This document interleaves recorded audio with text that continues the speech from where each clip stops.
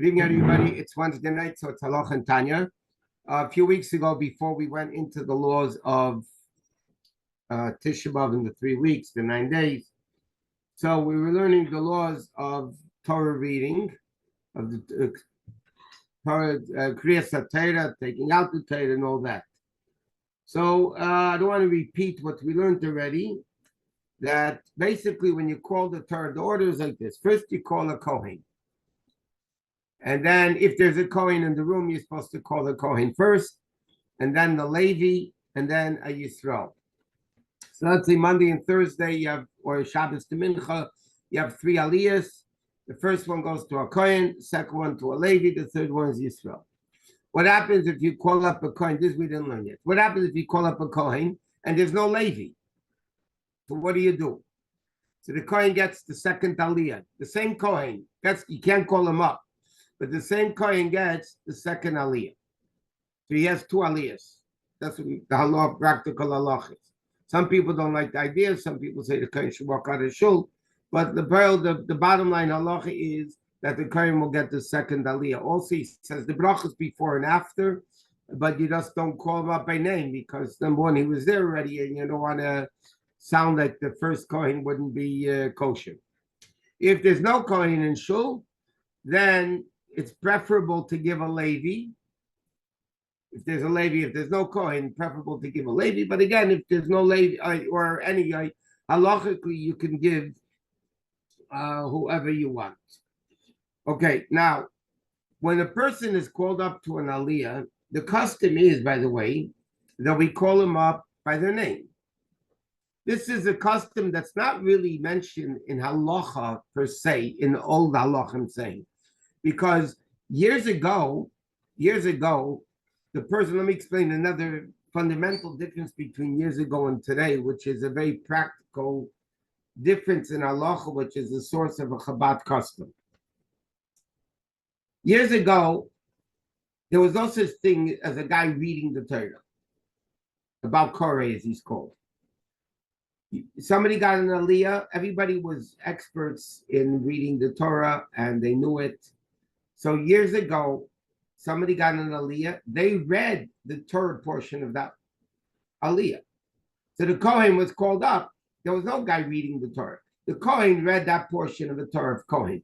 The Levi read the portion of Levi. The Shlishi read Shlishi, Revi, Chamishi, Shishi, Shvi.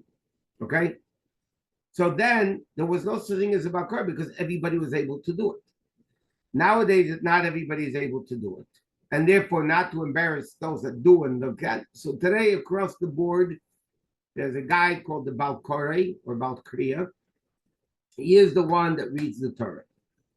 Therefore, the halacha is, because really the guy that gets the aliyah is supposed to be reading the Torah, so therefore, he reads along quietly together with the Baal Koreh, because he really is supposed to be the one reading it. Because of that comes out a fundamental difference. The Gemara says, the Mishnah says, you're allowed to add aliyahs. 7, like we said, Shabbos is 7 aliyahs plus mafta. The Mishnah says you are allowed to add aliyahs. You can make 30 aliyahs. You have to know when to stop. Every pasuk, every aliyah has to have at least 3 psukim, and you can't stop in the middle of a thing. You know, you have to know where you could stop. But there's a Mishnah that says that on Shabbos, you're allowed to make sifim. Not during the week. Yom Tov, you can't add. Shabbos, though, you're allowed to add aliyahs. And many shows, by the way, especially if there's a simcha, they'll add 10 aliyahs, 50, whatever. And especially those places that sell aliyahs, they want to make more money, they'll even sell it more. In Chabad, the custom is, and the Rebbe was emphatic about it, we don't add aliyahs. So everybody asks, but the Mishnah says that you're allowed to add aliyahs. So how can Chabad say you can't add aliyahs? So Tzemach Tzedek explains, the third Rebbe explains, that when does the Mishnah say that you could add aliyahs? That's when the guy himself read the Torah portion. When the guy read the Torah portion, then you could call up as many people as you want. But if there's one person reading it for everybody, then the Tzemach Tzedek proves in many, many different places that you could only have 7 aliyahs, you can't have more. And therefore, in Chabad, the custom is even if there's a simcha or yortzeit, before Yud Shvat or before Gimel Tammuz, the Rebbe writes you read it in different places. You make just more Torah minyanim, but you cannot make more aliyahs than the 7. Also, if you ever notice that on the side there's people standing, really halachically it says one person has to be standing because Torah was given through an agent, through Moshe Rabbeinu. So now when you read the Torah, you want to have somebody standing there also, like representing the original Moshe Rabbeinu that got the Torah. Okay, whether people should stand by Torah reading or sit by Torah reading, I don't want to get into it. There's a lot of arguments in halacha. Do you stand by the brachas? Do you stand by the aliyah? Can you sit? Whatever you do is fine. Some people stand, some people sit. But Shulchan Aruch says this very important thing. Once they start reading the Torah, you are not allowed to talk for the entire duration of the time that the Sefer Torah is out. And Shulchan Aruch says emphatically, even words of Torah, even between aliyah and aliyah, even between aliyahs, you're not allowed to talk. Even words of Torah. You're not allowed to leave a Sefer Torah while they're reading the Torah because it's disrespectful.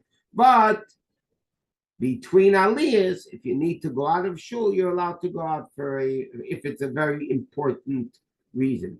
And this, by the way, applies to men and women. Women don't necessarily have to listen to Torah reading halachically, but nevertheless, the respect to the Torah must be given in that way that it's not a problem. We also mentioned last time, which is a very important thing, we learned that when you get called up to the Torah, you touch the beginning and the end, some beginning and beginning, or just beginning and whatever. You have to be very careful. The Poskim warn about this.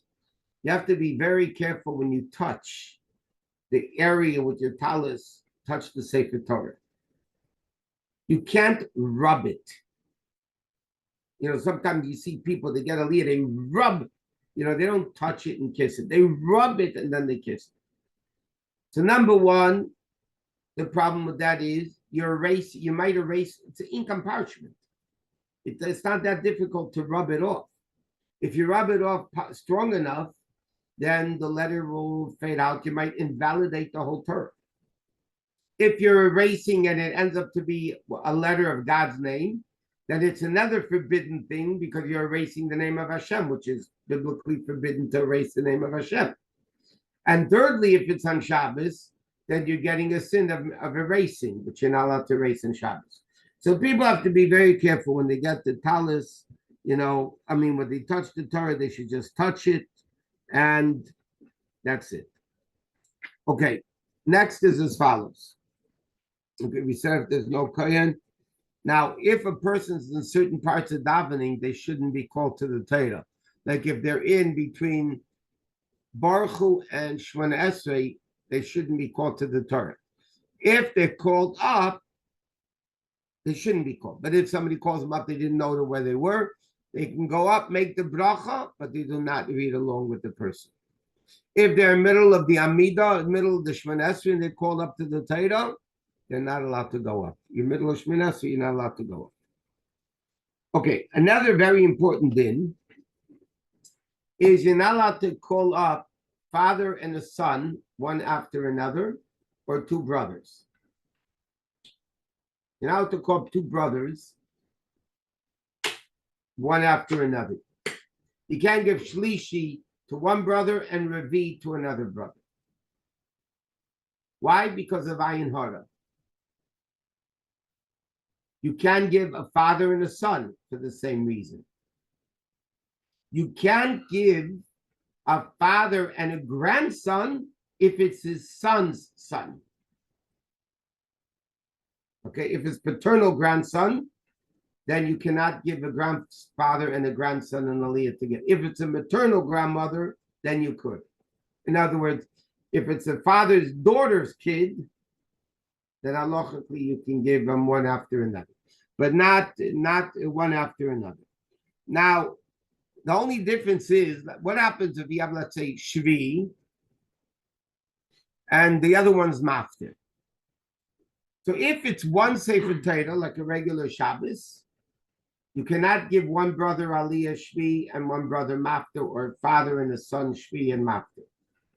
But if there's two Sefer Torahs, the Yom Tiv, Shabbos Rosh Chodesh, Shabbos Chanukah, when there's two Sefer Torahs, then you could give one in one Sefer Torah and one in the second Sefer Torah. But if it's one Torah scroll being read, you cannot give two brothers, father and a son, a father and a paternal grandson, one in the next, one after another. Now, what happens if you don't call them up?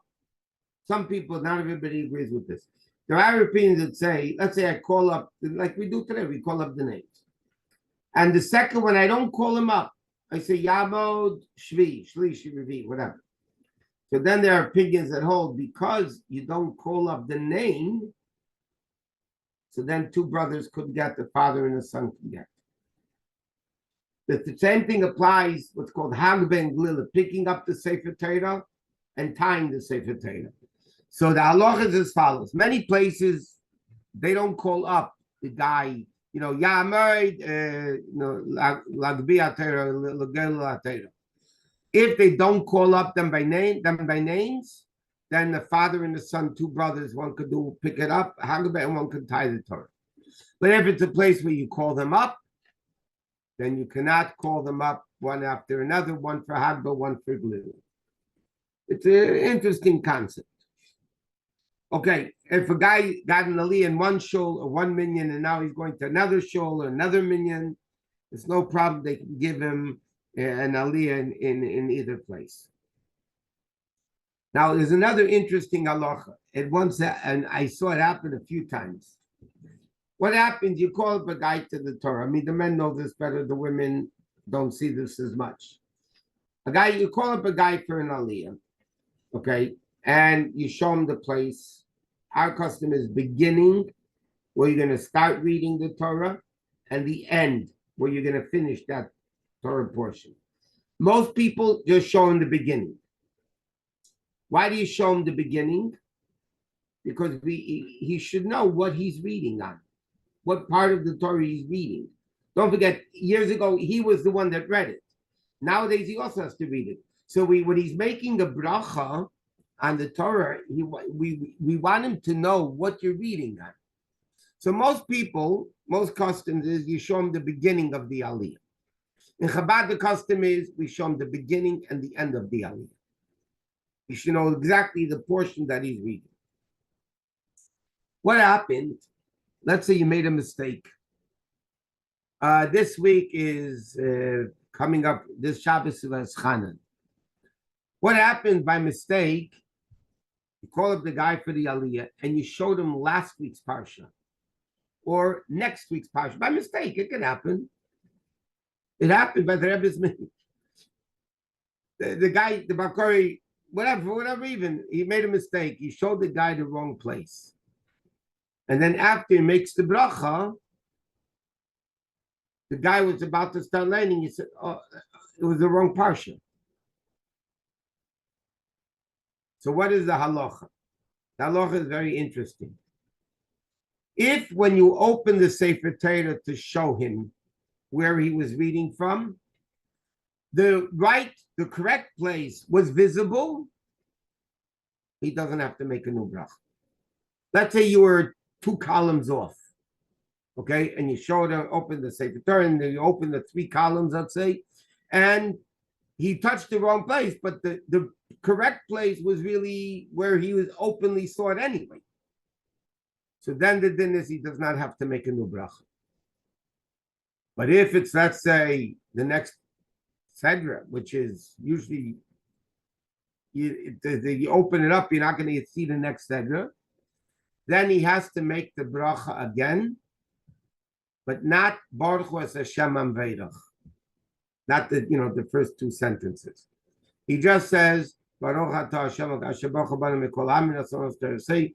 Baruch atah Hashem neisin ha'teira. Why? Because he said a bracha on the wrong thing. If you make a bracha on the wrong thing, you have to make a bracha on the correct thing. So therefore, if you show him the wrong place, then you have a problem. So, in fact, it once happened. I was there when it happened. By mistake, they showed the person the wrong place, and they corrected it. So the guy made a bracha again, but by mistake, he said Baruch Hashem Amveirach again. And the Rebbe looked up and moved his hands like, what did you do that for? Because you're only supposed to make the bracha again. You're not supposed to do Baruch Hashem Amveirach Le'olam V'od. Okay. Now, an aliyah is supposed to have, it's very interesting. The Gemara says like this: each aliyah must have minimal 3 psukim. The minimal Torah reading is 10 psukim.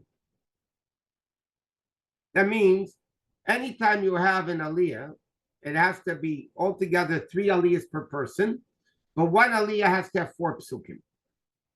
And altogether you need 10. There's one exception to that, which is the Kriya, the Torah reading of Purim in the morning. And the Gemara asks that question in Megillah, because in the Vayave Amalek, in that Kriya, at the end of Parshas B'Shalach, that talks about Amalek, there's only 9 psukim. And the Gemara asks, but you just got through saying you must have a minimum 10. The Gemara says that's an exception because it finishes a complete thing was a 9 psukim, but you can have an aliyah less than 3 psukim, and altogether, besides Purim in the morning, you must have at least 10 psukim. Okay. There's a lot of dinim if you make a mistake. I don't want to get into that. That's very complicated. A child under bar mitzvah is not allowed to be called up to the Torah for an aliyah. It's interesting. According to Shulchan Aruch, a mature kid under bar mitzvah is allowed to be called up to maftir. Some of the opinions say not Parshas Zachar and not Parshas Parah. What? I'm saying he's 7, 8 years old, or 10 years old. He's a gila chinuch, and he knows how to do it. Okay, so the din Shulchan Aruch is that now the Rebbe holds even Parshas Zachar and Parshas Parah you could do it because now we have a Bakari that reads it. And if you remember all the way at the beginning, we discussed that the Haftarah was added later because they made a decree against reading the Torah, so they made the Haftarah. So the Haftarah is not as mandatory as the actual Torah reading. So halachically, a kid, it's not the Chabad, they usually don't do this, but halachically, a kid under bar mitzvah, if he's 10, 11, 12, whatever, is able, if he's able to do it, he's allowed to be called up to maftir. Again, the Rebbe writes in Chabad, we don't do that, it's not done in Chabad. But halachically, it could be done. Now, you have Hagba when you finish the mandatory aliyahs, you say Kaddish. I'm not going into all that. But now, why do we read the Torah Monday and Thursday? So we mentioned, beside that was the Takon of Moshe Rabbeinu, that you can't have 3 days without Torah learning. Because it says in the Midbar, they went 3 days without water and they started complaining. And water, Torah is like into water, because it's vital for our existence. Okay. Now, when a Sefer Torah is being brought back to the Aron Kodesh after Torah reading, you're supposed to follow it with your eyes. Supposed to follow the Sefer Torah with your eyes going back. When they pick up the Sefer Torah, the men have an obligation to look at the Sefer Torah. The women, if they want, it says in the halacha that the Rebbe brings down that women had a custom that during their menstrual cycle, when they're in nida, they had a custom not to look at the Sefer Torah when it was picked up for Hagba. But that was the minhag that women had at the time of that thing. Now, what happens if somebody is stuck in a place where there's no Sefer Torah? You have a minyan in your house, you don't have a Sefer Torah. or whatever. So we know it's interesting in halacha. It says one person should read the parsha from a chumash, no aliyas, because you don't have a sefer Torah. Let's say you're in a shul on Shabbos, for whatever reason, there's no sefer Torah. You went away for Shabbos, you have a minyan, and you don't have a sefer Torah. So Shulchan Aruch it says that somebody takes a chumash and reads the whole parsha, and people follow it in a chumash. Why? Because we shouldn't forget the concept of the Torah reading. Now, even bringing a sefer Torah is not everybody knows. Oh, you bring a sefer Torah here, there, and there. If you're reading from a chumash, ideally it should be chanted. In Chabad, the Rebbes were very meticulous and particular about that the trop should be this, this chanting of it, whatever they're called in English. The word for it being connotations they're called. But by the Rebbe were they were very strict that the trop should be said correctly, and according to Hebrew grammar, the words should be pronounced. The Rebbe were very makbid about Kriyas HaTorah. Now, technically, if you want to bring a Sefer Torah somewhere, I'm not saying there's no exceptions to the rule, but the general rule is as follows. You want to bring a Sefer Torah somewhere, you have to have 3 Torah readings to bring it there. And there's a letter from the Rebbe that means not 3 readings in one day, which is a very big chiddush. So the Rebbe writes it has to be 3 days of Torah reading. A Sefer Torah is too holy just to be taking it back and forth, back and forth. There are exceptions to the rule, which I don't want to mention, but if somebody needs to take a Sefer Torah for once or twice to a mourner's house, or for whatever, so then, no, you read from the Chumash, the same parsha, of course, the same parsha of that week, except you read it from a Chumash without any aliyahs. But you just don't move a Sefer Torah around from place to place. It's too holy to do that with a Sefer Torah. Okay, next dinim over here is dinim of mistaken a Sefer Torah. Okay, next dinim is like this. After Torah reading, during the week I'm talking, we say Ashir V'Latzion. The Ashir V'Latzion or Lam Naseach, what we say in the you have to have kavanah when you say the pasuk Pesach Hasyadecha Maspil L'Chol Chayrotzin. The God open up your hand and sustain all, living people with willingly. So you have to have that in mind. Now, then we say Lam Natseach between Ashri and V'Latzion, which is chapter 20 of Tehillim. Chabad custom is not the world doesn't do that. The world has different customs. Chabad custom is any day we don't say Tachnun, we don't say Lam Natseach. Shabbos, Yom Tov, if there's a Chosin in Shul, there's a Bris in Shul, anytime there's no Tachnun, we omit Lam Natseach, chapter 20, between Ashri and V'Latzion. Therefore, before Tehillim, before we say the daily Tehillim, we say chapter 20. Okay? Okay, a person is not allowed to leave shul before V'Latzion. You should try to say it with a minyan. Now, then you have the rest of the davening. But there's a tefillah we say at the end of davening that's called Aleinu L'Shaberach L'Adon HaKol. I know people have rushed through it. It's the end of davening. They want to get out. They want to get to the Kiddush. People run through Aleinu L'Shaberach. It says in Shulchan Aruch, even in Kitzur Shulchan Aruch, you have to say it with fear and awe, because who instituted the tefillah of Aleinu L'Shaberach?